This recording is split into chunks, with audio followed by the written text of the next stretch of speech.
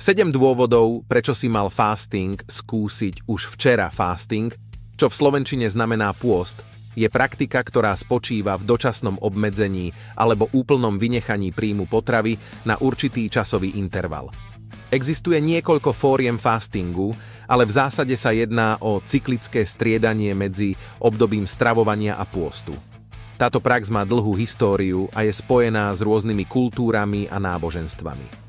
Vplyv fastingu na organizmus je rozsiahly a môže byť ovplyvnený mnohými faktormi vrátane dĺžky trvania pôstu, druhu fastingu a individuálnych rozdielov v organizme.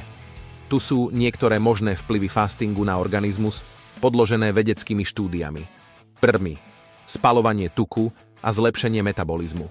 Fasting stimuluje lipolízu, proces, pri ktorom sa tuky rozkladajú na energiu, čo vedie k zníženiu telesného tuku a zlepšeniu metabolizmu.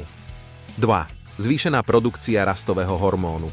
Fasting spojenecky zvyšuje produkciu rastového hormónu, ktorý je kľúčový pre regeneráciu tkanív, budovanie svalovej hmoty a iné fyziologické procesy. 3. Zlepšená citlivosť na inzulín. Fasting prispieva k zvýšenej citlivosti na inzulín, čo pomáha v boji proti inzulínovej rezistencii a stabilizácii hladiny cukru v krvi. 4. Autofágia. Fasting spúšťa proces autofágie, ktorý zabezpečuje čistenie a obnovu buniek, odstránenie poškodených buniek a ich nahradenie novými. 5. Zlepšené kardiovaskulárne funkcie. Štúdie ukazujú, že fasting pozitívne ovplyvňuje kardiovaskulárne zdravie, vrátane zníženia hladiny cholesterolu a krvného tlaku. 6. Znížený oxidatívny stres. Fasting prispieva k zníženiu oxidačného stresu v organizme, čo je stav spojený so starnutím a rôznymi chorobami. 7. Zlepšená kognitívna funkcia. Fasting sa spojuje so zlepšenou kognitívnou funkciou a lepším duševným zdravím. Tieto body odzrkadľujú potenciálne pozitívne vplyvy fastingu na organizmus, ktoré sú podporované vedeckými dôkazmi. Je však dôležité zdôrazniť, že individuálne reakcie na fasting môžu byť rozdielne a nie je vhodný pre každého.